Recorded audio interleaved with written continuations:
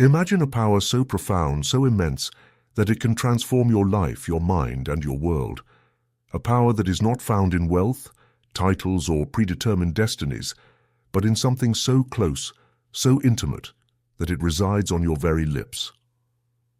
Welcome to The Kingdom on Your Lips, How to Rule Through Prayer, a journey guided by the wisdom of Emmet Fox, a journey where you will discover that prayer is not just words, but the key that opens the door to a realm of peace, strength, and inner transformation. Every word you speak can become an act of creation. Every thought directed with intention becomes a seed of change, capable of transforming conflict into clarity, doubt into certainty, and limitations into opportunity. In these spoken pages, you will learn to govern from the invisible, to build your world through conscious prayer, and to manifest a kingdom of harmony and purpose. Starting here, starting now, with the words that leave your lips, get ready. Your journey into the silent, creative power of prayer is about to begin. What you discover here will forever change the way you speak, think, and live. Every true government begins in the soul. It is not the environment that determines your life, but the quality of your thought, the structure of your consciousness, the degree of spiritual authority you exercise over your mind. As long as man insists on changing the outer world without first governing the inner one, he will remain trapped in circles of confusion. But the day he understands that prayer is the legislative power of his soul, that day he will cease to be a subject of circumstances and will become their rightful ruler. To pray is not to beg. To pray is not to implore a distant God for mercy. To pray is not to repeat formulas in order to appease invisible forces. To pray is to decree. It is to establish truth with clarity. It is to assume that the divine principle, eternal and unchanging, lives within you and responds to the direction you give through your sustained thoughts and feelings. Prayer is the mental legislation of what must be manifested. That is, it is inner authority. The difference between a pleading prayer and an affirming prayer changes everything. The first comes from fear, the second comes from recognition. Pleading rests on lack. Affirmation rests on the good that already exists. He who pleads has not understood the principle. He who affirms executes it. A supreme example of this understanding is found in the Roman centurion of Matthew 8:8-10. When asking for the healing of his servant, he said to Jesus, "Lord, I am not worthy that you should enter under my roof, but only say the word and my servant will be healed. For I also am a man under authority, and I have soldiers under my command." Jesus, upon hearing this, marveled, not because of the man's blind faith, but because of his understanding of the principle of authority.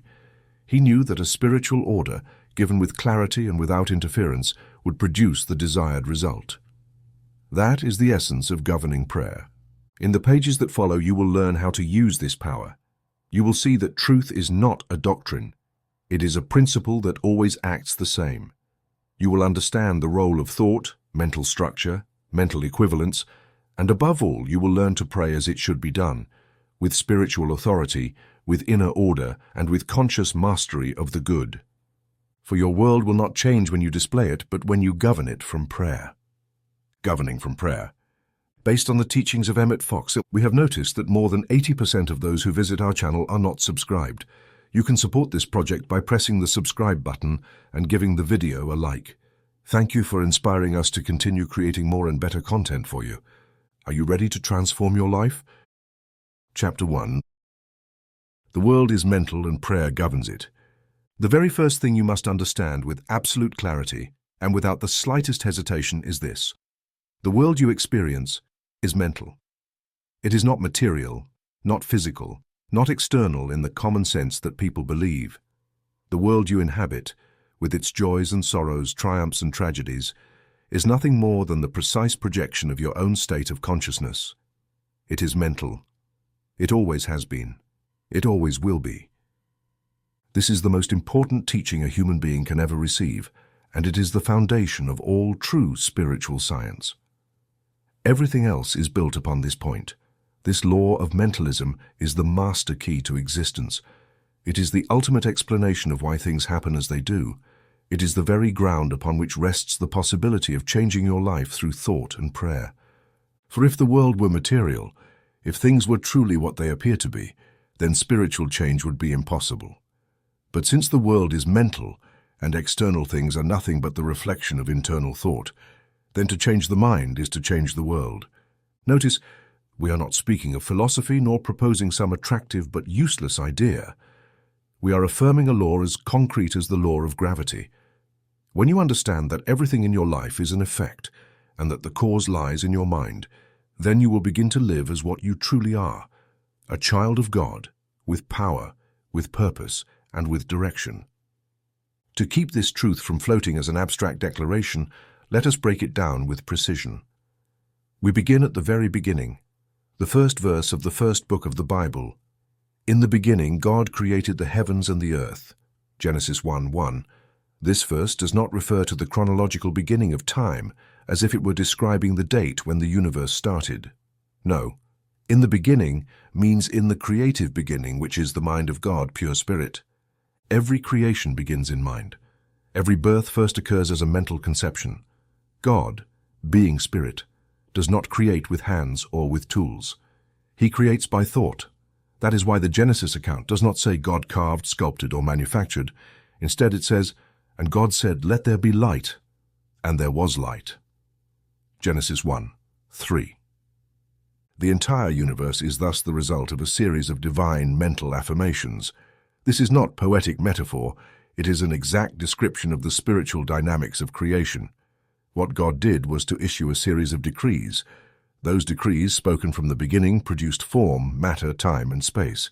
In the same way, you too create your world through your decrees. I do not mean only spoken words, though they have power, but sustained thought, charged with emotion, directed with intention. Every thought you accept as true descends into the subconscious and becomes a seed which sooner or later sprouts into experience. Your environment is no accident. It is solidified mental construction. Let me be even clearer. If you think sickness, you will experience sickness. If you think lack, you will see lack. If you hold fearful thoughts, you will live in a dangerous world. But if you pray correctly, that is, if you introduce into your mind thoughts of health, prosperity, protection, harmony, and sustain them with faith, then the outer world will begin to reflect this new mental state. I have seen people healed of chronic illness simply by changing their way of thinking. I have seen men rescue failing businesses through sustained affirmative prayer. I have known entire families reconciled after years of hatred, when one member began to pray with true understanding. I have even heard, and you too can find these testimonies, of wars halted by circles of fervent prayer, by entire towns that lifted their consciousness, as happened during World War II in certain enclaves of England. The facts exist, the law acts, but it is not enough to know this. You must live it. You must prove it in your own life. That is why we turn to a parable that Jesus taught, one which, if correctly understood, contains the very heart of this teaching. The parable of the sower recorded in Matthew 13. Behold, a sower went out to sow, and as he sowed, some seed fell by the wayside, some fell on rocky ground, some fell among thorns, but some fell on good soil, and it brought forth fruit, some 100-fold, some 60, and some 30. This is not an agricultural story. It is a spiritual diagram. The sower is each of us. The seed is thought. The soil is the subconscious mind. The fruit is the visible result in life. When you think something repeatedly, with intention, with emotion, with certainty, you are sowing. If your thought is scattered, shallow, full of fear or contradiction, it is like the seed on the path that never penetrates. If your thought is emotional but unstable, without spiritual understanding, it is like seed on rocky ground. If you think rightly, but surround yourself with negative opinions, criticism, anxiety, or fear, it is like seed among thorns. It grows but bears no fruit. Only when the inner soil, the subconscious mind, has been prepared by the discipline of thought, by meditation, prayer, and affirmation, does the seed bear fruit and the outer experience change. This explains clearly why many prayers do not work. A person may say beautiful words, but their subconscious is saturated with doubt, resentment, or distrust. It is like trying to plant roses in dry and thorny soil. Desire alone is not enough. The soil must be cleared, the deep mind must be re-educated. If you understand what has been said so far, you already hold in your hands half of spiritual government. The other half is a constant application. It is not enough to know the world is mental. You must act as though it is. You must think with vigilance, you must pray with intention. You must affirm the good even when all seems dark. You must remember that the external world yields without exception to the power of the mind governed by prayer. Remember, you're not trying to change a world that is outside of you. You're changing your thoughts, and thus the world changes. All true reform begins in the mind. Reflection for the soul. Today, understand that you govern your world not by force, not by struggle, not by argument, but by thought. Sow rightly. Cultivate your consciousness. Stand firm in truth. Repeat within yourself, this is a mental world. I govern my world through conscious prayer. Every thought I accept as true manifests. I sow only truth. I reap only good. Do this with faith, with constancy, with joy, and the fruit will come. For as Scripture teaches, do not be deceived. God is not mocked. Whatever a man sows, that he will also reap. Galatians 6:7. Chapter 2. Every effective prayer is a silent command. Every effective prayer is a silent command. It is not a plea, not a lament, not an act of resignation before higher forces. It is an act of spiritual authority. It is an inner decree issued from the consciousness that has recognized its unity with the creative principle. This is the key. When you truly pray, you are not trying to convince God to do you a favor. You are affirming from the soul an eternal truth that has always been available, but which you now decide to manifest. To pray is not to beg, to pray is to establish. Most people have never truly prayed. They have only begged, only implored, only emptied their fears, anxieties, and complaints in an emotional outpouring without direction or understanding. And then they have wondered why their prayers were not heard. They were not heard because they were not true prayers.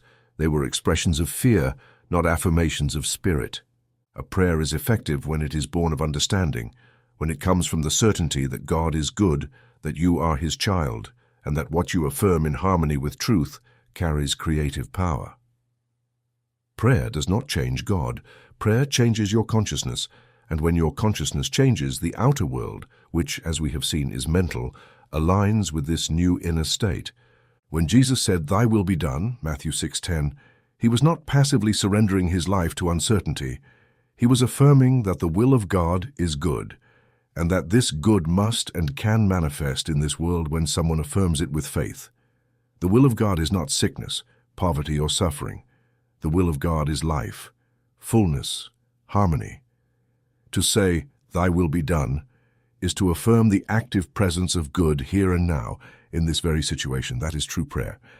Let us consider a biblical example that reveals with complete clarity the nature of true prayer. The case of Jesus at the tomb of Lazarus, found in John 11:41-43. Then they took away the stone from the place where the dead man was laid, and Jesus lifted up His eyes and said, "Father, I thank you that you have heard me, and I knew that you always hear me. But because of the people who are standing by, I said this, that they may believe that you sent me." And when He had said these things, He cried with a loud voice, "Lazarus, come forth." Observe carefully. Jesus does not beg, does not negotiate, does not plead for intervention. He gives thanks. Thanks before seeing the manifestation. That can only be done by one who knows that his prayer is a spiritual command, not an uncertain request. I thank you that you have heard me. This is an affirmation of consummated faith. Then he directs not his energy to heaven, but to the manifestation. Lazarus, come forth. It is an order, a decree, the command of a mind aligned with the principle. It is not hysteria, not spectacle, it is spiritual authority. This is the right attitude, this is the model. If you wish to pray effectively, do not implore, command. Do not beg, affirm. Do not weep, direct. And do it in silence. For prayer is not meant to impress anyone, not even yourself. Power manifests in serenity. Every effective prayer is silent, though it may sometimes be spoken aloud. The true power is in consciousness, not in volume. Now then, how is this kind of prayer carried out? How is it structured? This is where what I have often taught under the name metaphysical treatment comes in. Treatment is an exact mental operation. It is not a chain of beautiful words, not an empty formula. It is a sequence of directed thought with a defined purpose, to re-educate the subconscious and establish a new pattern of manifestation. Let me explain it carefully. The anatomy of a metaphysical treatment. Every effective treatment consists of 3 essential phases. To omit even one is like trying to build a house without foundations or to sow without plowing. These phases are: 1. Recognition. Here you affirm mentally the truth about God. You say inwardly, God is absolute good. God is infinite intelligence. God is love. God is omnipresent. God is here. God is all power. You do not repeat this like a parrot. You do it until you feel it. You do not move to the next phase until this truth has been ignited within you. This is the phase of alignment. Without it, you are praying in error. 2. Unification. Next, you affirm your unity with God. You say, I am one with God. I am the living expression of His intelligence. His power flows through me. The mind of Christ is in me. Nothing separates me from the good. This is the most neglected part of ordinary prayers. Many believe God is far away, that they must reach His attention. But God is not far. God is within you. Unification is essential. 3. Realization. Finally, you affirm the result.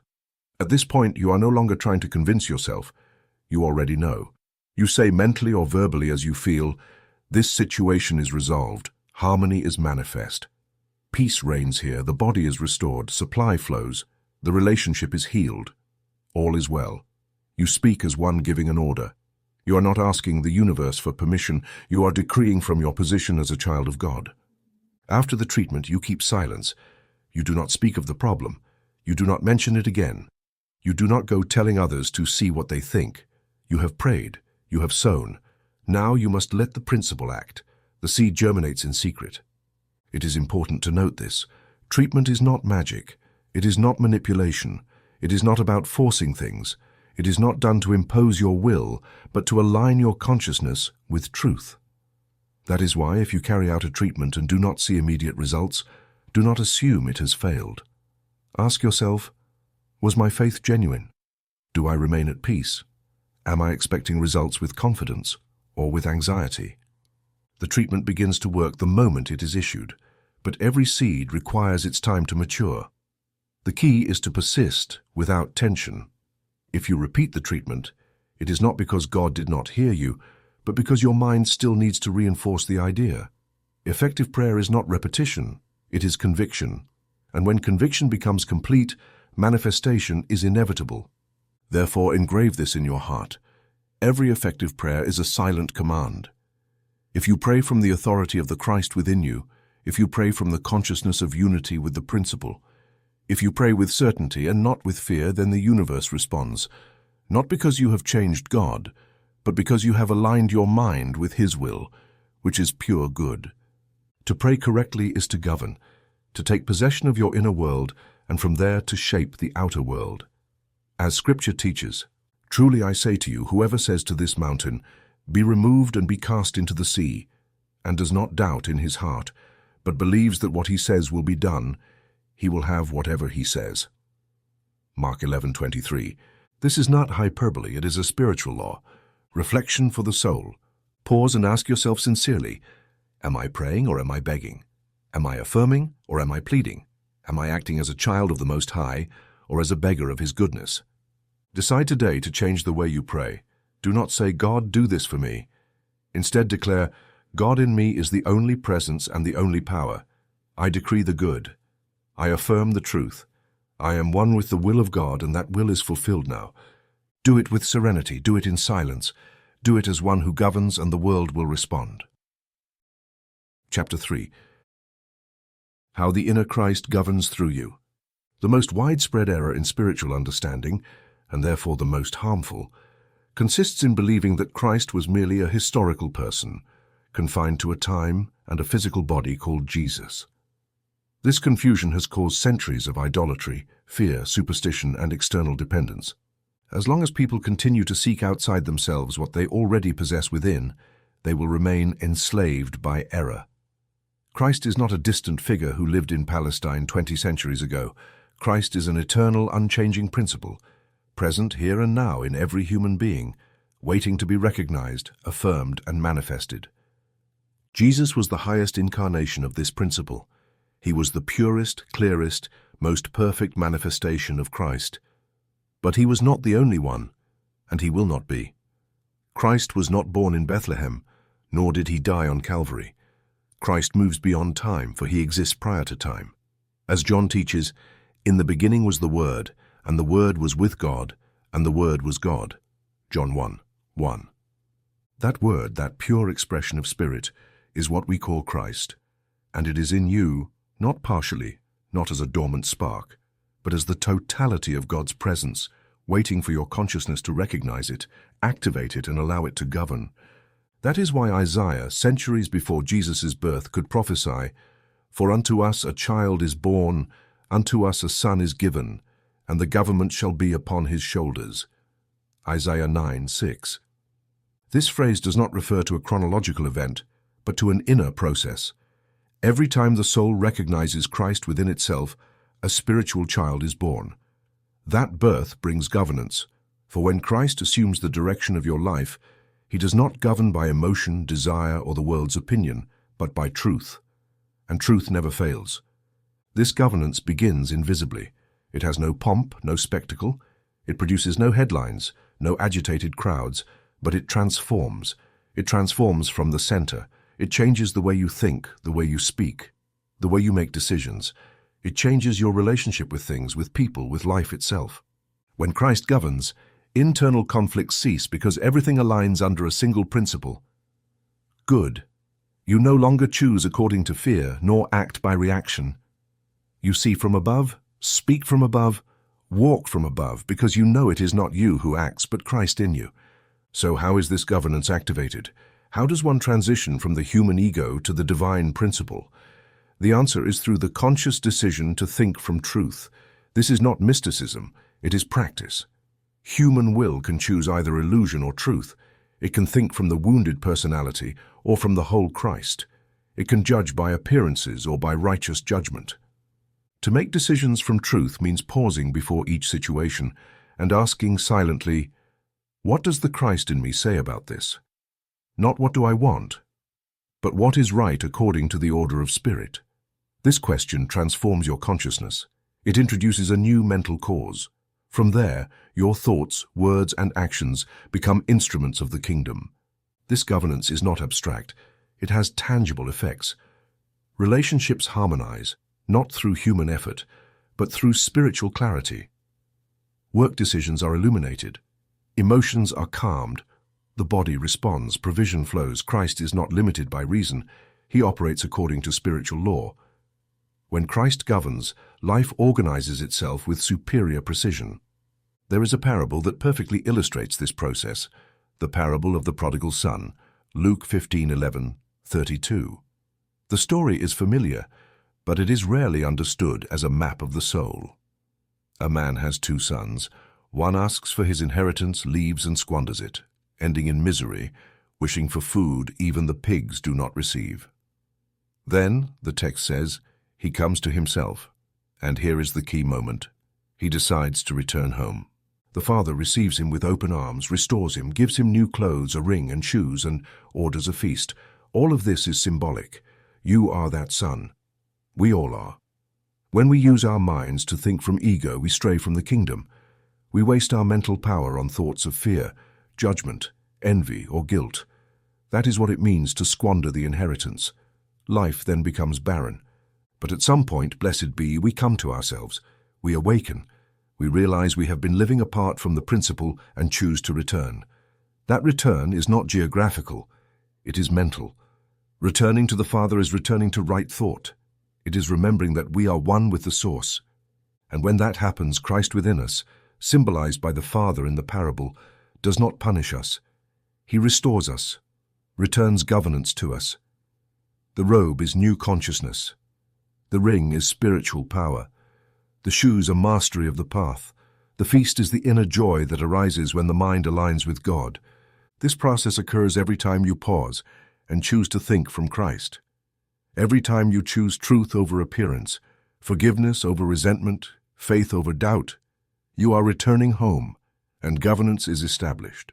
Christ does not govern by force, he governs by principle. He does not impose. He manifests when recognized. Do not wait to be spiritually perfect to allow Christ to govern your life. Do not wait to feel worthy. Christ in you is already perfect. He only requires your permission.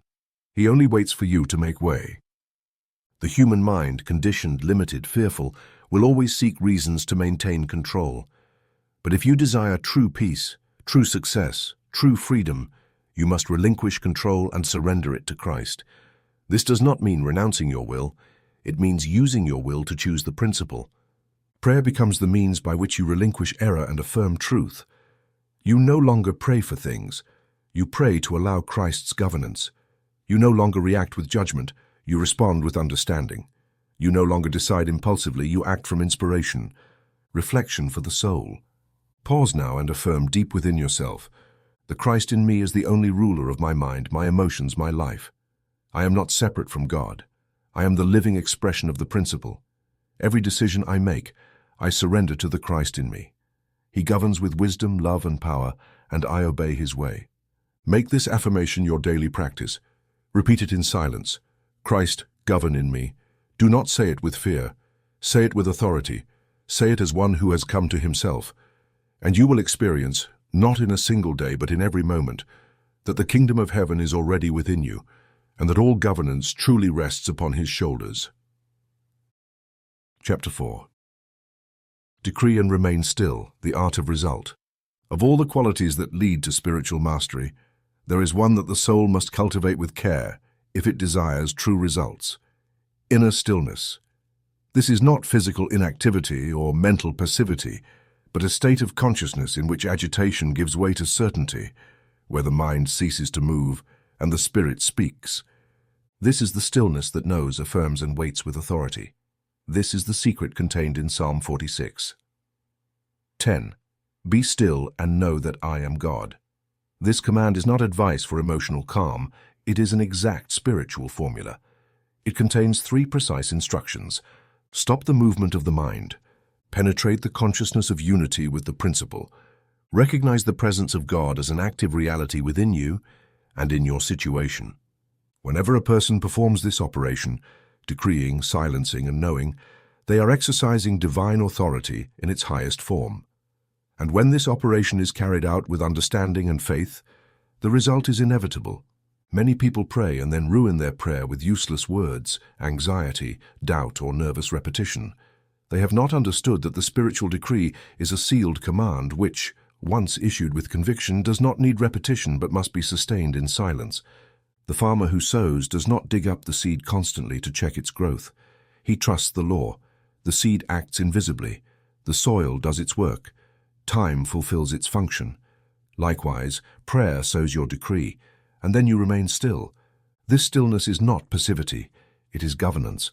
It is the authority of one who knows that their word will not return empty. It is the certainty of one who has prayed from the inner Christ and knows that the principle never fails. Therefore, after praying correctly, you must adopt a firm attitude, without hesitation, without repetition, without fear, without being swayed by appearances. This attitude is the art of result. Let us see how Jesus applied this art in one of the most powerful scenes of his ministry. The account is in Mark 4:37-39. But a great storm of wind arose, and waves were breaking into the boat, so that the boat was already filling, and he was in the stern, asleep on a cushion.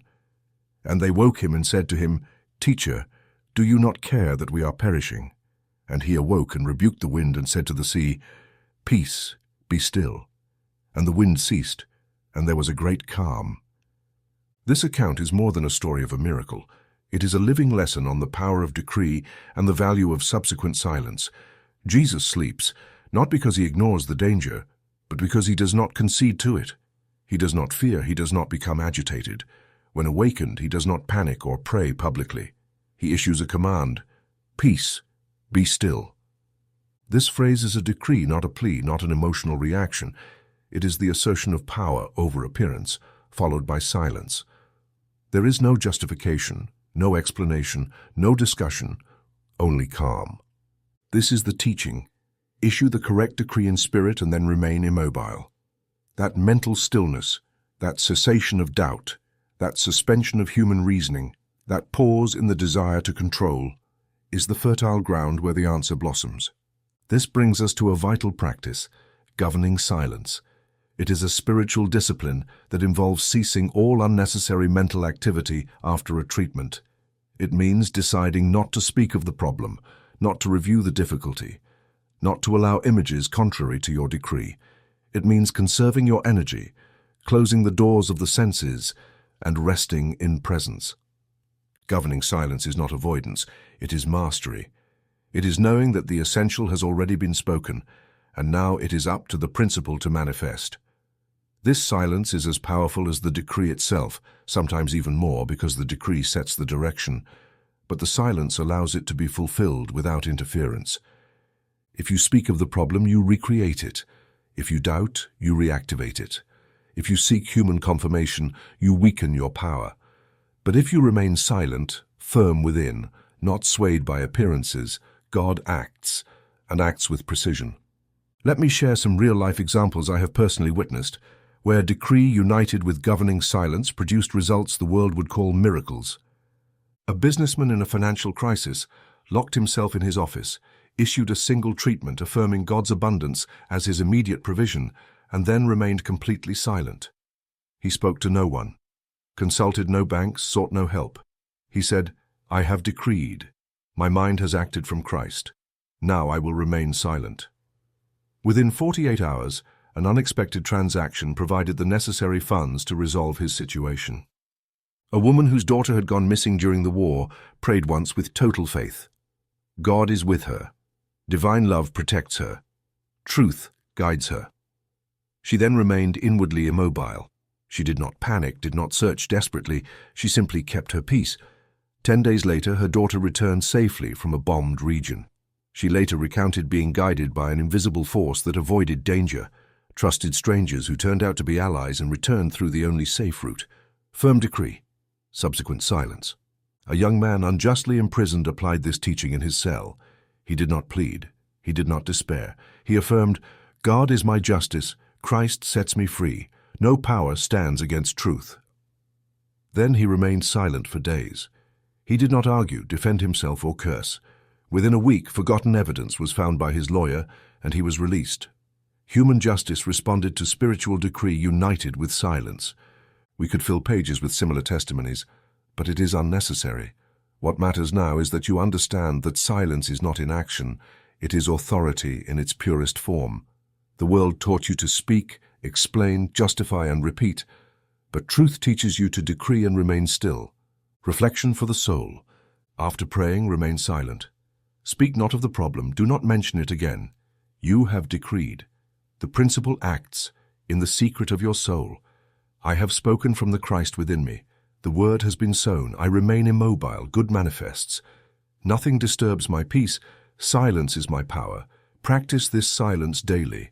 After your treatment, look not back. Walk as one who has already received, for so it is. The law does not fail, and when you do not interfere, truth manifests without obstacle. Chapter 5. The subconscious mind. Perfect servant or unconscious tyrant. Everything you have experienced, every event, every relationship, every illness, every situation, whether good or bad, joyful or painful, has its origin in a mental cause. There is not a single occurrence in your life that has not been first sown within you. This fact is absolute, unavoidable, and for many, difficult to accept because it implies total responsibility. But, and this is the important part, it also implies total power. And that power resides in the mind, specifically in its deepest dimension, the subconscious. The human mind has two fundamental levels, the conscious and the subconscious. The conscious is the superficial, rational level that makes immediate decisions, observes, analyzes, debates, the level that thinks it thinks. The subconscious is the invisible realm where beliefs, habits, repeated emotions, memories, and above all, thought patterns are stored. Patterns that determine how you react, how you decide, and how you perceive reality. It is there that the image of your life is impressed, and it is there that prayer exerts its true power. The subconscious does not reason, evaluate, critique, distinguish between what you desire and what you fear, or decide what to sow. Its task is to receive and shape. It is like fertile soil that does not choose the seeds. It produces fruit according to what is planted. That is why I have said many times, the subconscious is either a perfect servant or an unconscious tyrant, depending on how you govern it. If you plant correct thoughts, it becomes a channel for good. If you leave it to chance or fill it with fear, criticism, guilt, or resentment, it becomes the automatic reproducer of error. The conscious mind is the gardener, the subconscious is the soil, and prayer, when understood as the deliberate affirmation of truth, is the tool the gardener uses to sow. There is no other way to re-educate the subconscious than through the scientific repetition of correct thought. Every true affirmation repeated with faith and understanding dissolves an old pattern and establishes a new one. It is a process. It does not happen instantly, but it is infallible. The subconscious accepts impressions when they are repeated with firmness, emotion, and clear purpose. Imagine a simple scene, a well-defined garden with fertile soil. The garden owner does not tend it personally, but hires an obedient gardener. This gardener does exactly what is instructed. If told to plant roses, he plants roses. If given weed seeds, he plants weeds. He asks no questions, objects not, judges not. He simply executes. Over time, the garden produces exactly what was sown. This is your subconscious. This is the garden of your life. Now, what happens if every day you think of illness, lack, rejection, or failure? If you repeat phrases like, "Everything goes wrong for me," "Nobody values me," "I never have enough," you are sowing error unknowingly. You are delivering poisonous seeds to the gardener, and by law you will reap accordingly, not because God punishes, but because the mind obeys. It is law. The subconscious understands neither irony nor joke. It does not distinguish between a trivial expression and a solemn affirmation. It takes everything seriously and transforms it into experience. That is why the first step on the true spiritual path is to assume conscious governance of thought. You can no longer speak as before. You can no longer joke about your health, your money, or your relationships. You cannot allow your words to plant what your soul does not wish to harvest, because every word repeated with emotion is recorded, and if repeated enough, becomes a pattern. And the pattern eventually manifests as external reality. Here comes the most powerful and most misunderstood practice of all, the scientific repetition of affirmations. This practice is not about mechanically repeating words, like reciting a shopping list. No. Effective repetition is a deliberate, conscious, directed act. It is the intentional sowing of a spiritual idea into the subconscious. For the seed to germinate, it must meet three conditions: clarity, emotion, and persistence. Clarity. The affirmation must be precise. It must contain no negations or ambiguity. Do not say, "I am not sick," because the subconscious does not process the "not." It will hear "sick." Instead say, "God's perfect health manifests in me now." This affirmation is clear, constructive, and specific. Emotion. It is not enough to speak the words, you must feel them. If you repeat mechanically, without enthusiasm, without faith, without emotional connection, the subconscious does not accept it strongly. But if you say it with conviction, visualize it and feel it as true, the impression is deep. Persistence. This is where most fail. They do a treatment, repeat an affirmation for a few days, and if results do not appear immediately, they give up. The subconscious requires saturation. It needs time. Just as a seed does not sprout instantly, neither does an affirmation. But if you persist and do not contradict it with contrary thoughts, the result will come, because the law does not fail. So what is the role of prayer in all this? Prayer is the vehicle through which correct thoughts are introduced into the subconscious. It is the communication channel between your conscious mind, which decides what to sow, and your subconscious, which shapes what it receives. Therefore, every metaphysical treatment is an act of sowing, and every external result is the corresponding harvest. If you pray affirming truth and then live as if that truth is already manifested, you are reprogramming your subconscious. You are creating a new mental structure. You are opening the way to a new life. But if you pray and then speak from fear, resentment, or doubt, you are sowing two opposing seeds, and the result will be confusion, delay, and conflict. As James teaches, a double-minded man is unstable in all his ways. James 1:8. Divided faith produces no fruit, but persistent faith, even if small, transforms your entire existence. Here is where you decide whether your subconscious will be a perfect servant or an unconscious tyrant. If you govern it, educate it, and nourish it with true thoughts, it will become a channel for unlimited good. But if you leave it to govern itself, it will fill with outside impressions, worldly suggestions, images of fear, and you will end up living a life you did not choose, but one you allowed through mental neglect. You are responsible for what enters your mind. You cannot prevent the world from sending signals, but you can decide what to accept and what to reject. You can filter, choose, and affirm what is true, even if everything around you says otherwise.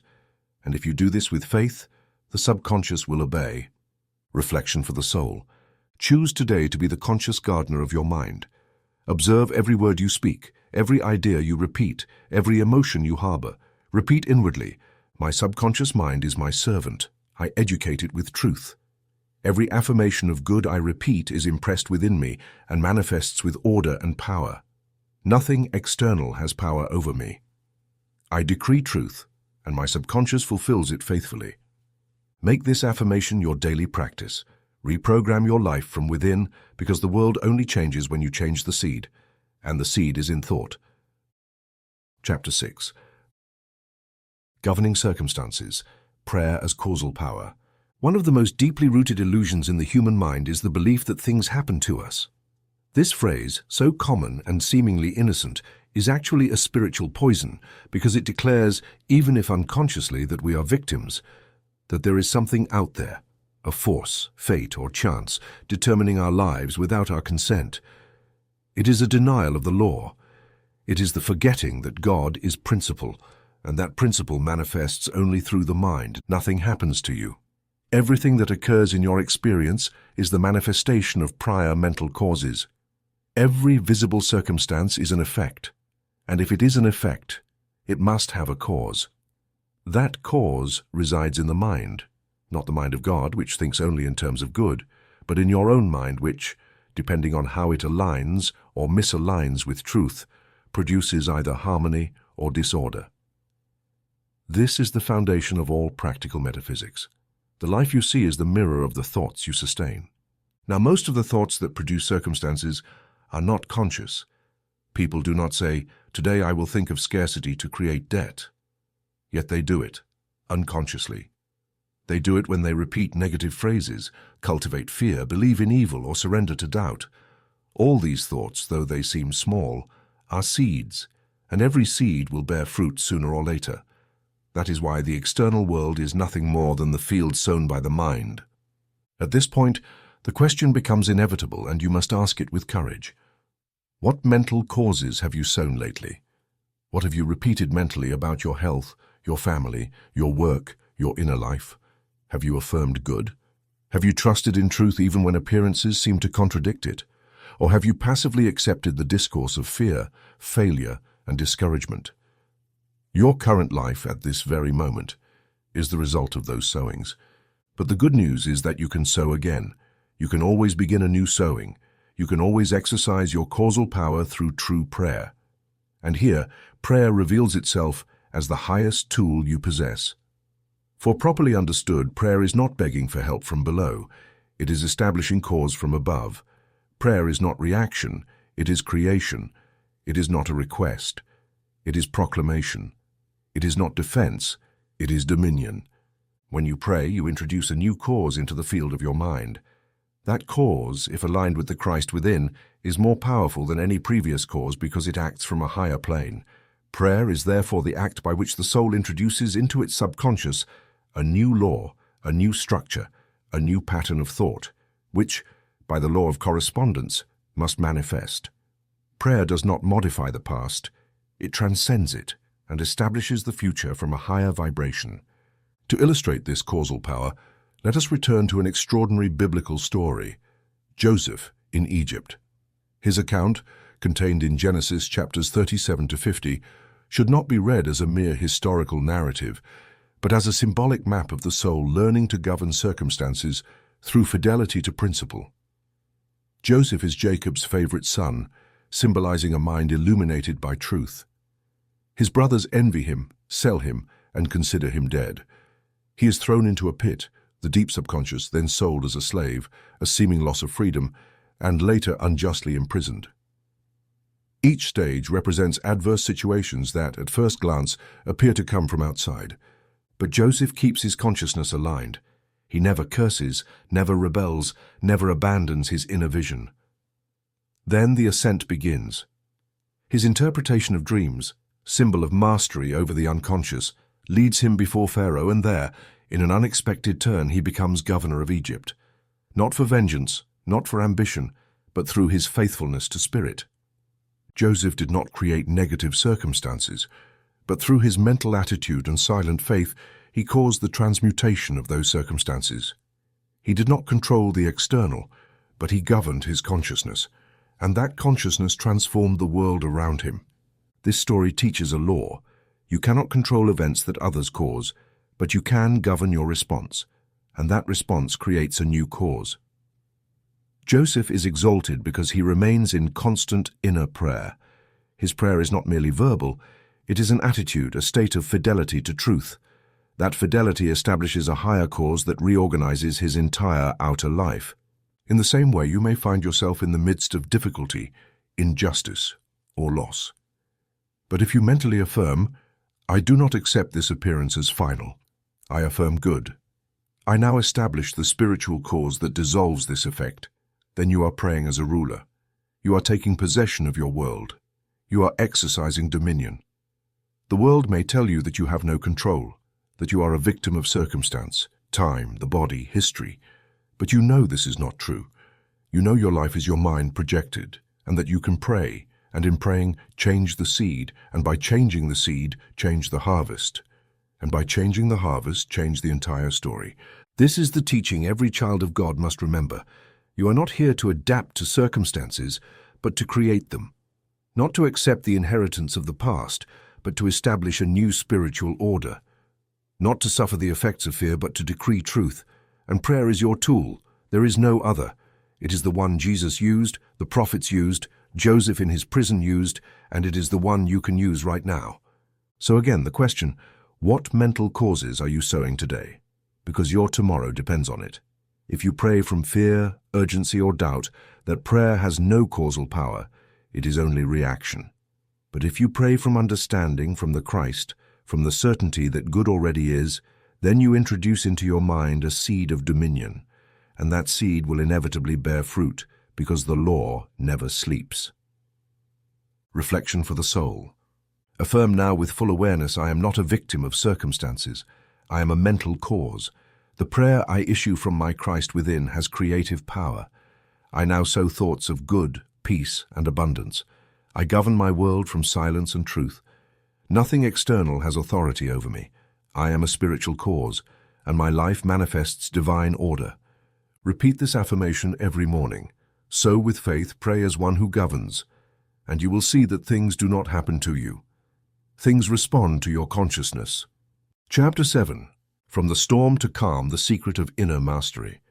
There are moments in life when everything seems to lose its shape. The structures that gave us security wobble, the body weakens, relationships strain, money becomes scarce, and the soul feels thrown into an uncertain sea. In those moments, the untrained mind reacts with fear, and fear, as we have said, cuts off the flow of spirit. It is precisely there that the teaching of the Christ must take root, because no one can prevent storms from rising in the external world, but everyone can learn to master them from within. This is the secret of true spiritual power. In the Gospel according to Matthew, chapter 8, verses 23 to 27, there is a scene that is not only historical but symbolic, psychological, and universal. And when he entered the boat, his disciples followed him, and suddenly there was a great storm on the sea, so that the boat was covered by the waves. But he was sleeping. And they came to him and woke him, saying, Lord, save us, we are perishing. And he said to them, Why are you afraid, O you of little faith? Then he arose and rebuked the winds and the sea, and there was a great calm. This passage is one of the deepest treatises on the human mind in crisis. The boat symbolizes individual life. The sea represents the emotional world. The winds are agitated thoughts. The waves are adverse circumstances that seem to overwhelm us. The disciples represent the scattered aspects of our consciousness, limited perception, human fear. And Jesus sleeping is the Christ within, present, but not yet activated. The problem is not the storm. The problem is fear. The storm has power only as long as consciousness remains divided. But once the Christ is awakened, once spiritual authority is affirmed, once the mind recognizes its unity with God, the storm obeys. External circumstances are not autonomous. They respond to inner governance. The boat does not sink when the Christ rules. It sinks when fear takes the helm. Jesus does not plead, does not negotiate with the sea, does not despair. He rebukes the wind, meaning he commands the invisible cause of agitation and says, "Be still, be silent." This is the decree, the precise expression of mastery. Prayer here is not a fearful request. It is an act of conscious power. That power arises from inner silence, from the certainty that God is not outside but within, that the Christ is not distant but sleeping deep within your soul, waiting for you to awaken it through faith. Now, what prevents this power from manifesting in you? Fear. Fear is the greatest enemy of effective prayer. Fear is misdirected faith. It is believing that evil has power. It is giving reality to illusion. It is accepting as final what is only temporary. Whenever you pray in fear, you are not praying from the Christ, but from the ego. You are not decreeing, you are pleading. You are not activating the principle, you are contradicting it. Therefore, if you wish to pray with results, you must first replace fear with spiritual authority. This is not achieved by struggling against fear, but by affirming truth. If you are in the midst of a crisis, do not say, "I am afraid, but I will pray anyway." Stop. Breathe. Affirm, "The Christ in me governs now." Repeat, "God is my protection. God is my health. God is my provision." Continue repeating until fear yields, for a divided mind cannot pray with power. I now propose a simple yet transformative exercise, mental reconstruction of the adverse scenario with affirmations. It consists of the following. Take a current situation that seems like a storm in your life, an illness, a debt, a broken relationship, or an external threat. Sit in silence. Close your eyes. Visualize the scene as you perceive it. Observe the boat, the sea, the waves. Then visualize the Christ within you awakening. See how it says, "Be still, be silent." Now, with your inner voice, repeat affirmations of mastery. In this situation, God governs. Nothing can separate me from good. This storm is appearance. Truth remains. The peace of Christ calms all agitation. I do not fear. I decree, I govern. Do this daily. Do it with faith. Do it as one who establishes rather than waits. And you will see in the invisible the storm begin to subside, not through evasion, but through presence. For where the Christ is affirmed, no chaos can endure. You might say, this is easy to say in theory, but in practice, when one is at war, in illness, or in loss, everything collapses.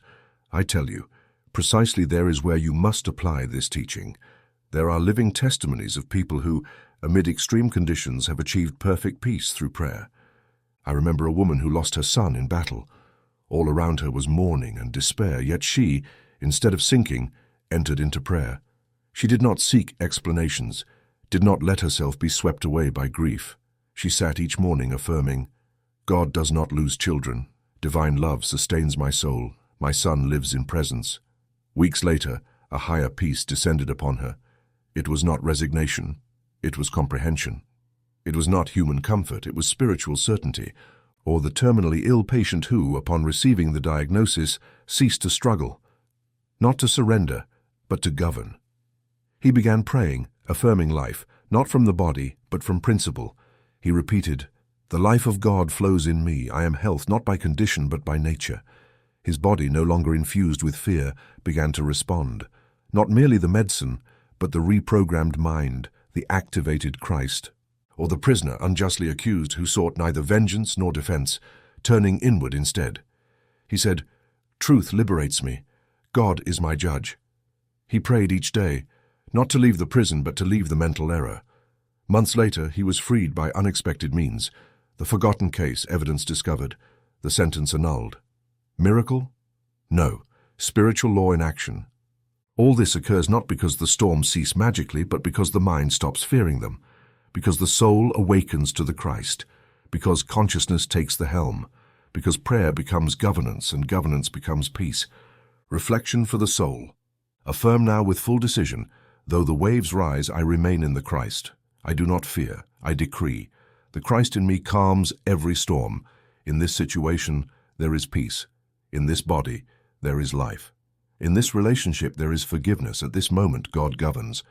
Make this affirmation your shield. Do not flee the storm. Walk upon it. For the Christ who sleeps in your boat has already conquered the sea. He only waits for you to awaken him. Chapter 8. The 4 levels of governing prayer.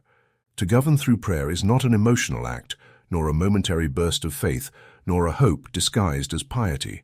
To govern through prayer is a spiritual science, with internal laws that operate with the precision of physics and the power of fire. It is not enough to pray as you feel, nor to recite words that sound good. One must understand that every effective prayer, every prayer that truly transforms the mind and therefore the world, follows a progressive order. This order is not arbitrary. It is structural, universal, spiritual. There are 4 levels in governing prayer. 4 necessary stages, 4 steps that elevate the soul from confusion to spiritual authority. These levels are not necessarily traversed with different words, but with differentiated states of consciousness. Whoever learns to pray following this structure not only accesses power, but learns to construct power consciously. Because to pray correctly is not to cry for help, but to assemble a decree as one builds a temple, stone by stone, level by level. These are the 4 levels: recognition, unification, realization, and action.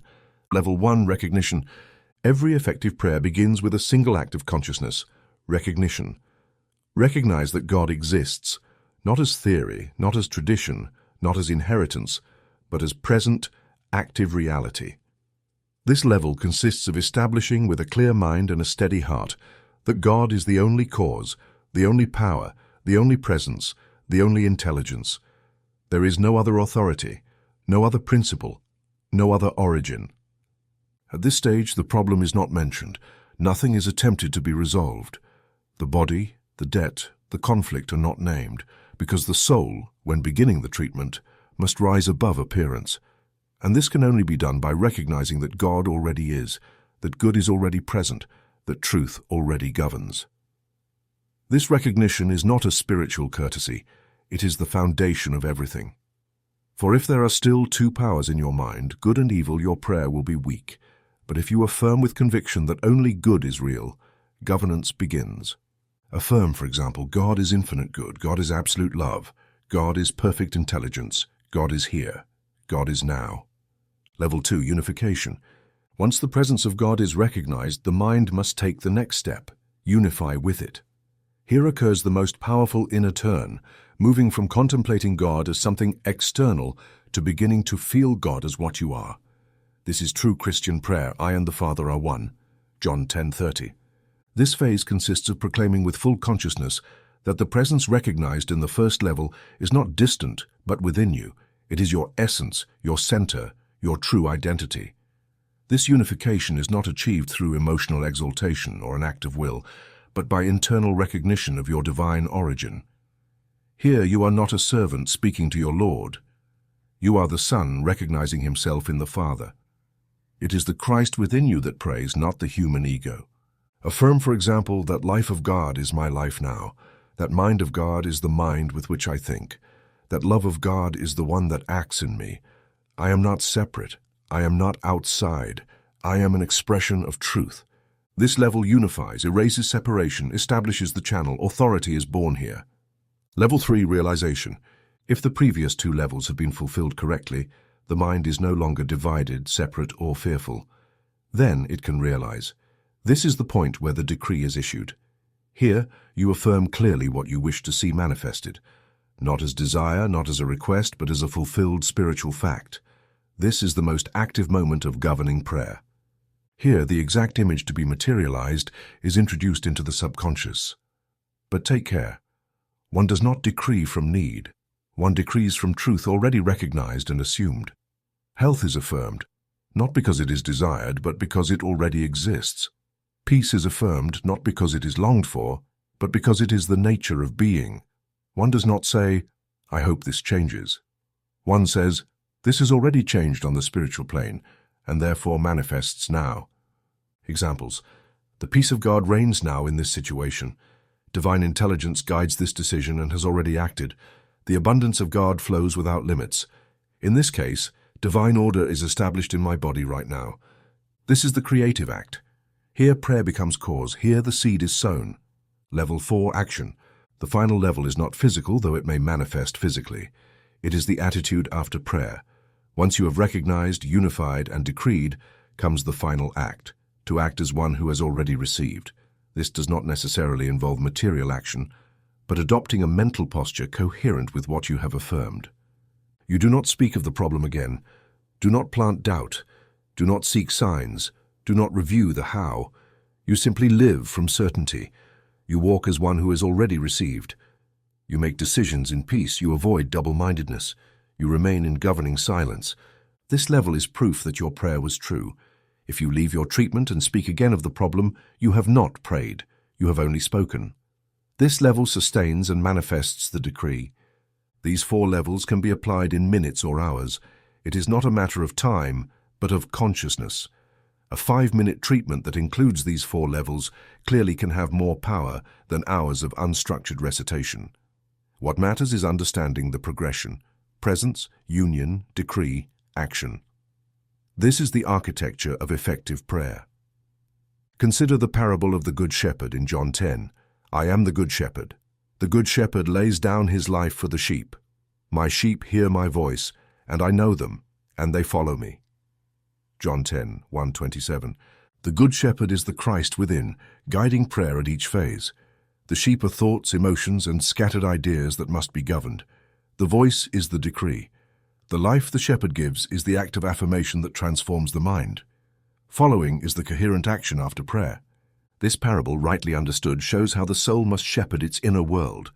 Call thoughts by name, guide them toward good, protect them from fear, speak with authority, and live accordingly. Prayer is shepherding. Practical model of treatment following the 4 levels. Recognition. God is absolute good. God is life, truth, love. God is the only cause and presence. There is no power outside God. Unification. That life of God is my life. I am one with the principle, the Christ in me now. There is no separation. Realization. Divine order manifests in this situation. All conflict dissolves. Peace reigns. The solution is already underway. Action. I give thanks because it is so. I have no fear, no regression. I walk as one who has received. Practice this treatment daily, adapted to your situation, but follow the structure. Do not improvise from emotion. Pray as one who knows, as one who governs, as one who does not ask, but establishes. Reflection for the soul. Affirm now with full consciousness. My prayer has structure. My consciousness follows divine order. I recognize God. I am one with the Christ. I decree from truth. I act in peace. Nothing external has power. My mind governs because it prays with clarity. And pray this way, and your prayer will move mountains, not through emotional intensity, but through spiritual precision. Chapter 9. Cases of real spiritual governance. There is no argument more powerful than that of facts, and while truth does not depend on external proof to be true, concrete examples serve as a bridge connecting theory to lived experience. Some accept the spiritual law by intuition, while others need to see its action to believe. Both are granted evidence, not as a spectacle, but as confirmation of a law that has never failed. This law says, sustained thought impregnated with feeling and affirmed with knowledge governs external experience, and the most powerful tool to execute this law is scientific prayer. Throughout my life, I have known countless cases of ordinary people who, without visible resources, without external influence, without titles or doctrines, have completely transformed their lives through a single spiritual treatment, not by chance, not by luck, not by external intervention, but by implanting a new mental image, a mental equivalent aligned with truth. There is no external transformation without prior mental transformation, and no mental transformation without a firm decree replacing the old pattern. The mental equivalent is the invisible mold, the idea, the feeling, the blueprint that determines what physical experience must reflect. If your mental equivalent is illness, fear, or lack, that is what you will see, even if you verbalize it for years. But if you introduce a new equivalent, health, peace, freedom, abundance, and do so persistently, clearly, and vibrantly, life will respond with mathematical precision. This is not magic, it is law. Let me tell you a real story of a woman we will call Clara. She had spent over 20 years in an abusive marriage. not so much physically, but mentally oppressive. Her husband was cold, controlling, resistant to any spiritual growth. She, on the other hand, longed to study, pray, and develop. But every attempt was suppressed. For years she prayed, or rather begged, for change, but did so from fear, from a desire to escape, from supplication. Nothing changed.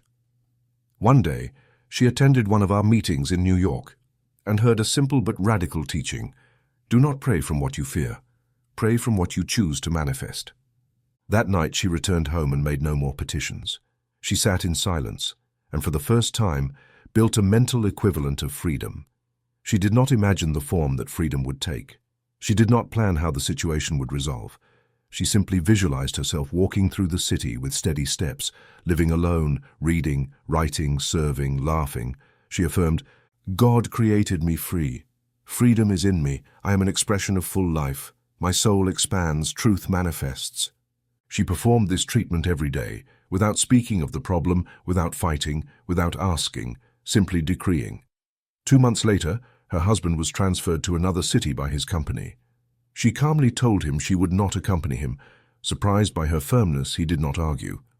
They agreed to a separation on good terms. She rented a small apartment, began working in a library, and within a year was leading a spiritual study circle. Her health improved, her relationships flourished, and her peace was so palpable that others came to ask her secret. She replied, "Everything changed when I stopped asking and began governing with my prayer." Another case is that of a young shopkeeper whose store was on the verge of bankruptcy. Debts, unfair competition, demoralized employees. He asked for help. I asked, "What is your mental equivalent?" He fell silent. He did not understand. I explained, "What image does your mind hold every day? What vision do you have for your business? What phrase do you repeat internally?" He confessed that every morning he thought, "I don't know if we will make it today." That was his daily prayer. I asked him to change it to a new phrase: "Divine intelligence directs this business. Every client who enters is sent by God. There is order, prosperity, and efficiency." He repeated it morning and evening. He visualized the store full, employees smiling, an orderly environment. Within 6 weeks, income began to increase. A new wholesale client appeared. A legal problem resolved unexpectedly. Most importantly, his demeanor changed. He had authority, he had direction. But not all changes are external. The deepest change is the one that occurs in the person who prays. Many discover, upon beginning to pray with this structure, that what they were asking for is no longer necessary, or that what they longed for was only a temporary form of something deeper. The prayer changes them, and that inner change brings new circumstances, yes, but above all, it brings a new identity. A woman praying for an absent child discovered, after weeks of treatment, that what she truly sought was forgiveness for herself. When she freed herself from guilt, the child returned. A man praying for wealth discovered that what he desired was not money, but inner security. Once he found it, his business flourished. True prayer always leads you first inward, then outward. You cannot govern the world if you do not govern your mind, and you cannot govern your mind if you do not know your spiritual identity. So how does one implant a mental equivalent? Here is the step-by-step method. Choose the state you wish to manifest. Focus on quality, not form. Do not ask for a job at a specific company. Ask for meaningful, well-compensated activity. Do not ask for a person to change. Ask for harmonious relationships based on love and respect. Build an emotional image. If you desire peace, visualize yourself walking silently, breathing deeply, smiling. If you desire freedom, feel yourself moving without pressure, deciding without fear. Declare coherent affirmations. Use phrases like, "I am perfect health." Divine love harmonizes this relationship. God's wisdom guides every step I take. Abundance flows without limits in my life. Repeat with rhythm. Leave no room for contrary thought. When doubt arises, repeat the affirmation. Repetition imprints, constant imprinting transforms. Live as one who has already received. This step is crucial. Do not act as if you are waiting. Act as one who establishes. This is the secret. Prayer is not magic, it is governance. And all governance requires vision, structure, and persistence. Every case of real transformation I have seen was not a mystical miracle, but the natural result of consistently applying spiritual law. Because the law is infallible. The only variable is your fidelity to it. Reflection for the soul. Affirm now with authority, I am a spiritual cause. I decree from truth. Every word I affirm becomes an image. Every image becomes experience. I implant only what I wish to harvest. My prayer transforms my world because it first transforms me. I am one with the principle. I am governance. Meditate on these words not for their sound but for their truth, because if you change your mental equivalent, everything else will follow naturally. Chapter 10. Affirmations of Authority, How to Pray with Power. There is no effective prayer without affirmation, and there is no true affirmation without spiritual authority. One who prays without authority does not pray, they only speak. One who affirms without conviction does not affirm, they only recite. And one who expects results without establishing a clear decree has not yet understood that the kingdom of God is conquered through governing thought, not through fluctuating emotion. Jesus did not pray asking permission, nor did he recite endless liturgies, nor repeat empty formulas. He decreed, and that decree, issued from the consciousness of the Christ within, had the power to instantly reorder the mental substance of the universe. He healed, multiplied, calmed, and liberated, all through the word, but not just any word. A word charged with spiritual authority, a word issued from the principle, a word in unity with the divine plan. That is why he taught in Matthew 18:18, "Truly I tell you, whatever you bind on earth will be bound in heaven, and whatever you loose on earth will be loosed in heaven." This verse is one of the most powerful keys in Christian metaphysics because it reveals the causal structure of the universe. What is decreed in the mental plane, earth, is fixed in the spiritual plane, heaven, and from there descends as visible form. It is not the other way around. Heaven does not impose conditions. The human mind establishes them, and the principle, which never violates free will, simply reproduces what it receives. You affirm peace, and it is established. You affirm fear, and it densifies. You affirm health, and the body responds. You affirm scarcity, and the economy contracts. Every decree is an order the universe obeys without judgment. Here lies immense power, but also the responsibility of prayer. Prayer is not talking to God as if he were a distant person. It is using the word as an instrument of mental governance. It is to define, declare, seal. It is to speak as though it is already done in the higher plane, and now must manifest according to the decree issued. Not every affirmation is an affirmation of authority. Some repeat positive phrases, but from doubt, need, or the desire to convince themselves. This may have some effect, like planting a weak seed in fertile soil, but an affirmation of authority does not seek to convince. It knows. It does not doubt. It establishes. It does not desire. It proclaims. How do you distinguish a simple affirmation from an affirmation of authority? Origin. A common affirmation arises from the intellect.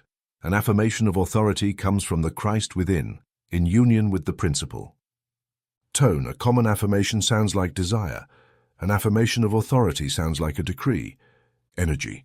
A common affirmation requires constant repetition to gain strength. An affirmation of authority can produce instant change because it is charged with faith, not insistence. Result. A common affirmation has a gradual effect. An affirmation of authority can have immediate effect, though it always acts according to perfect order. Building an affirmation of authority requires knowledge, purity of intention, and spiritual alignment. It is not about magic formulas, but about clearly establishing what the soul knows is true. The basic structure is simple. Name the divine quality and establish its presence here and now. Let's see how this applies in different areas. Health. Do not say, "I hope to heal," or "God will heal me." That expresses doubt or future projection. Instead say, "The life of God flows through every cell of my body. I am perfect health now. My body responds to the divine mind. Every organ acts with wisdom and order." Do not consult symptoms or diagnosis. Speak as a higher decree. Finances. Do not say, "I hope money comes," or "I hope to find work." Affirm, "God's abundance manifests in all my activities. Every need is supplied now. Divine order governs my economy. No good is withheld from me." Do not beg. Establish the law of supply, which is spiritual and permanent. Relationships. Do not say, "I want this person to change." That is manipulation. Affirm, "Divine love harmonizes this relationship. Only truth remains. I relate from the Christ within me. All false bonds dissolve, all true bonds strengthen. Purpose, do not say, I don't know what to do with my life. Affirm, divine intelligence directs my steps. I fulfill my purpose with joy. My life has direction. I hear inner guidance and act in peace. These affirmations clarify the path because they align the mind with the divine plan. Golden rule. Every affirmation of authority must be formulated in the present, in positive terms, in simple and direct language. Do not mention the problem. Affirm the truth. Do not justify the request. Proclaim the law. Another key, the internal tone. The external voice matters less than the inner vibration with which the words are spoken.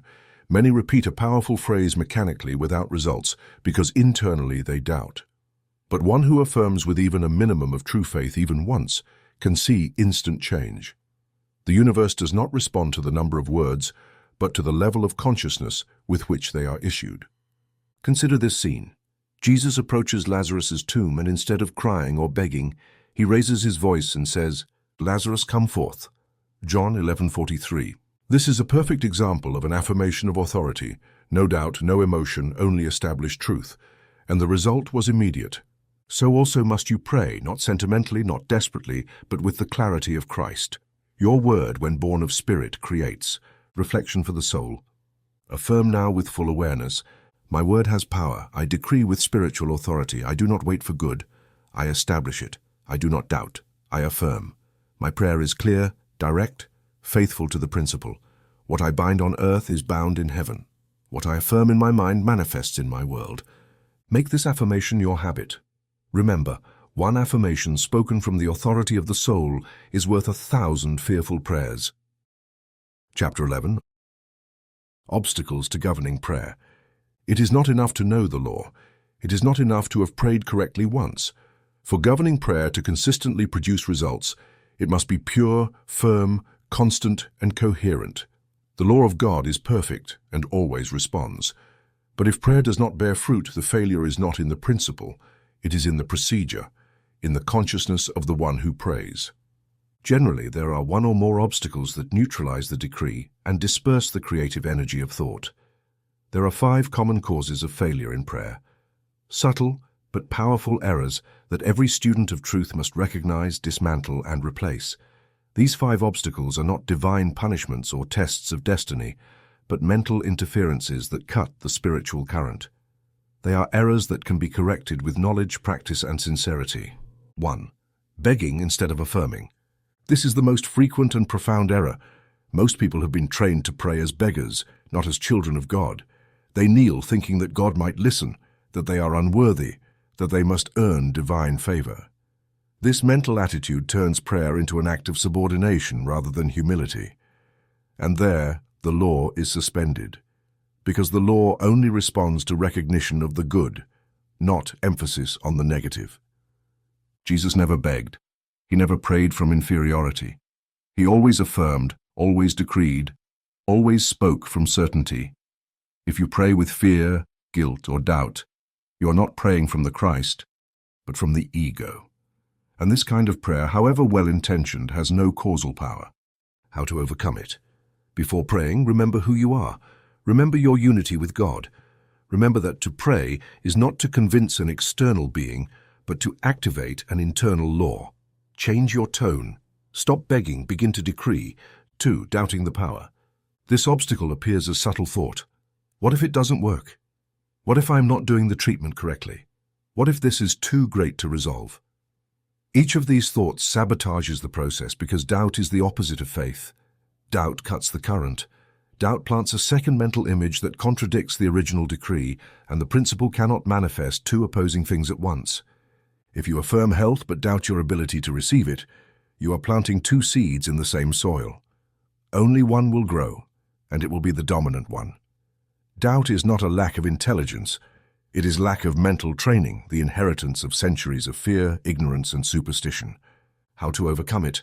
Do not fight doubt. Replace it. When it arises, affirm, I trust the law of God. This prayer is effective. The good is already in motion. Repeat this every time doubt appears. Speak with more authority than doubt. 3. Talking about the problem after praying. This is one of the most common and serious errors. A person sincerely conducts their treatment, affirms the truth, unifies with God, and then an hour later tells a friend all the details of the problem. Illness, debt, conflict. They analyze, complain, justify, lament. What have they done? They have undone the treatment, uprooted the seed planted with their decree, given more energy to the problem than to the solution. True prayer demands mental and verbal coherence.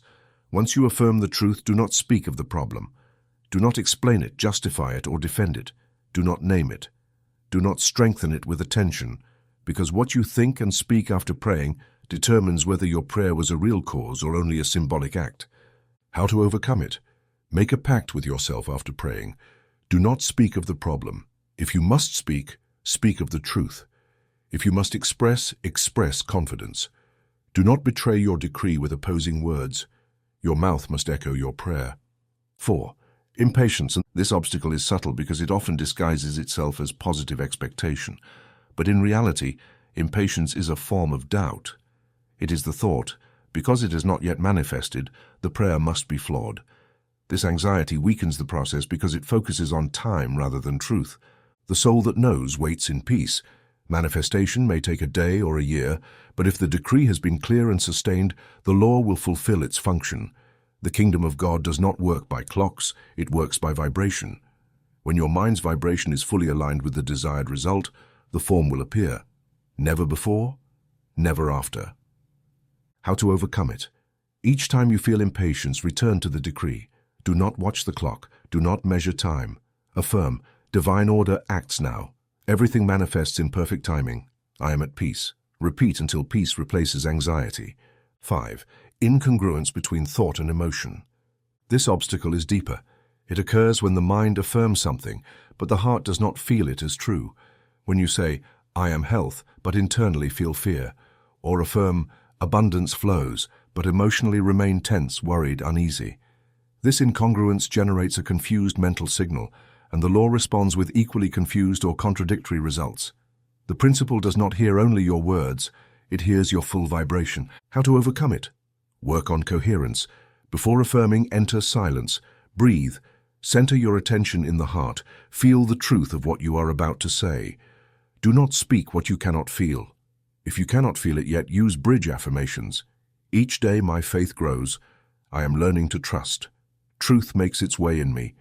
This creates alignment. These 5 obstacles, begging, doubt, contradiction, impatience, and incongruence, are the main causes of failure in prayer. But they are also opportunities, because recognizing them allows you to transform your spiritual practice into a conscious, effective art. By overcoming them, you become not only disciplined, but a true spiritual governor. Consider a vivid example, Simon Peter walking on the water. In Matthew 14:28-31 we read, Then Peter answered him, Lord, if it is you, command me to come to you on the water.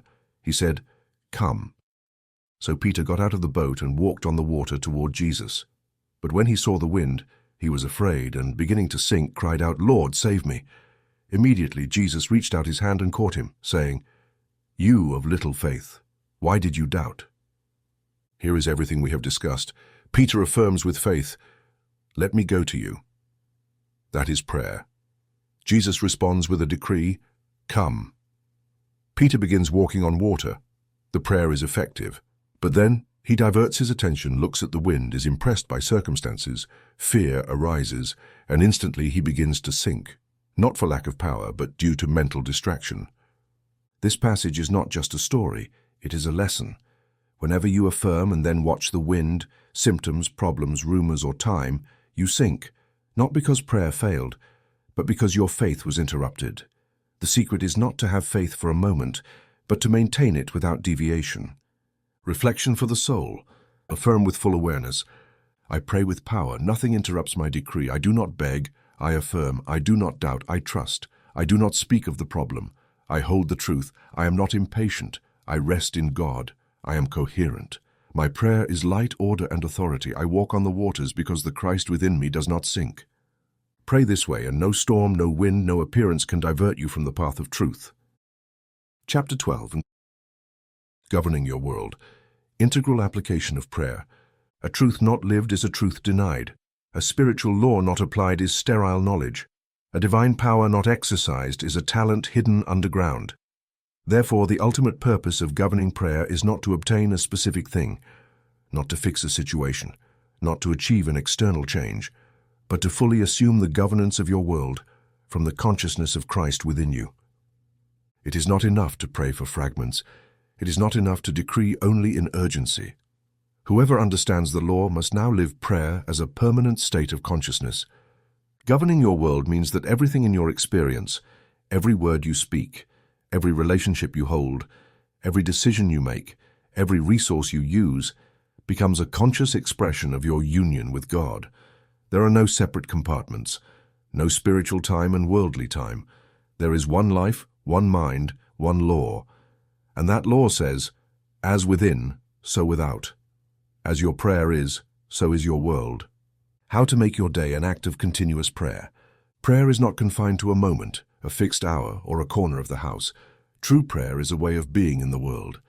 It is an inner posture, an attitude of silent governance, the art of thinking from the principle amid the ordinary. It is not about repeating phrases endlessly, but maintaining awareness of the good as present, active, operative. It is walking as one who has already received, speaking as one who already knows, living as one who already governs. To achieve this, you must train the mind. Human thought is habitually scattered, but it can be disciplined, redirected, instructed to remain aligned with truth, even amid traffic, the market, conflict, or work. This is the goal, that prayer is not an isolated act, but a constant mental atmosphere. Then the external world will begin to reflect this constancy as order, harmony, and abundance. Integrating prayer in decisions, relationships, words, and finances. Every decision, no matter how small, is a mental affirmation. Choosing a path, signing a contract, starting a conversation, accepting an offer, making a purchase, all are decrees and therefore must be governed by prayer. How? First establish the correct consciousness, then act from it. Before making a decision, enter silence. Affirm, divine intelligence directs this step. There is no error in God. I choose with wisdom. Then act not from haste or doubt, but from peace.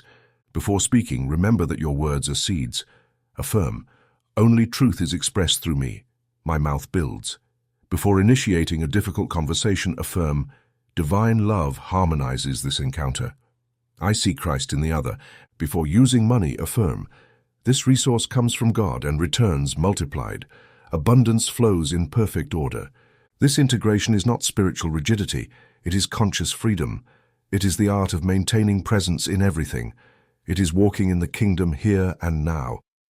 7-day plan to govern through prayer. Here is a practical exercise. For 7 days, live each day as a spiritual training ground. Each day focuses on a particular aspect of your world, and your task is to govern it with specific, constant prayer. This is not about perfection, but practice, consciousness, presence. Day 1, mind. Focus on your thoughts. Observe what ideas you repeat, what images you sustain, what internal words you allow. Affirm, I have the mind of Christ. My thoughts are clear, pure, creative, and constructive. Day 2, word. Listen to everything you say. Do you complain? Judge? Repeat the problem? Correct the act. Affirm, I decree truth. My words are law for my world. I bless with my voice. Day 3, body. Be aware of how you speak of your body. Do not repeat diagnoses. Give thanks for its functions. Affirm, the life of God expresses in every cell. I am perfect health. Day 4, relationships. See each person as a soul in evolution. Do not argue, do not impose. Love and bless. Affirm, I see Christ in every being. Every relationship is harmonized in divine love. Day 5, activity. Whatever you do, do it with excellence. Avoid complaints. Make every task a service. Affirm, wisdom guides my action. My work is an expression of God in motion. Day 6, finances. Do not speak of lack. Give thanks for what you have. Give without fear. Receive without guilt. Affirm, divine substance flows without limits. Everything I need comes at the perfect moment. Day 7, governing silence. Avoid distraction. Remain in inner recollection. Do not speak unnecessarily. Affirm, God is here. I am in God. Silence is my strength. Repeat this cycle as often as you wish. Each week is a step toward complete mastery of your world. Parable of the talents. conscious governance of the gift received. In Matthew 25:14-30, Jesus narrates the parable of the talents.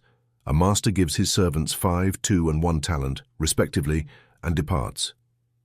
Upon returning, those who received 5 and 2 had multiplied them. But the one who received 1 hid it out of fear. The Lord praised the first 2 and reprimanded the last. This parable is an exact lesson on governing prayer. Talents are your mental and spiritual abilities.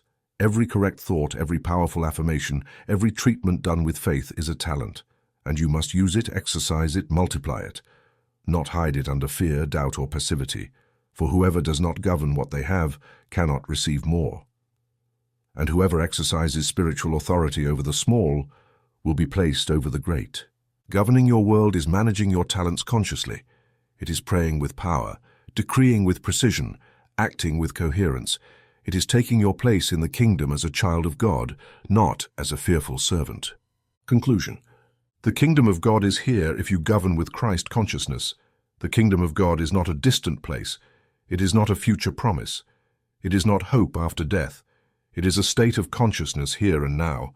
You enter it not by ritual, merit, or religion, but by conscious decree, by true prayer, by active faith. Every time you think like Christ, speak like Christ, and pray like Christ, the kingdom manifests in your mind, your body, your circumstances. But that kingdom is not inherited passively. It is conquered through inner governance. It is not enough to know, you must act. It is not enough to pray once, you must sustain prayer as a way of life. It is not enough to decree occasionally. You must establish truth as the permanent axis of consciousness. Then everything changes. Health is restored, peace manifests, purpose is revealed, love flourishes, abundance flows, and your world becomes a reflection of the kingdom because you have begun to govern from Christ consciousness. Reflection for the soul. Affirm with total integrity. I govern my world through prayer. My mind is in God. My words create order. My actions reveal the good. Every day is a sacred act. Every thought is a seed. Every affirmation is a door open to the kingdom. I am Christ in action. I am the channel of the principle. I am spiritual governance. Now you are ready, not just to pray, but to reign. Not just to believe, but to decree. Not just to wait, but to manifest. For the kingdom of God will not come. It is already within you.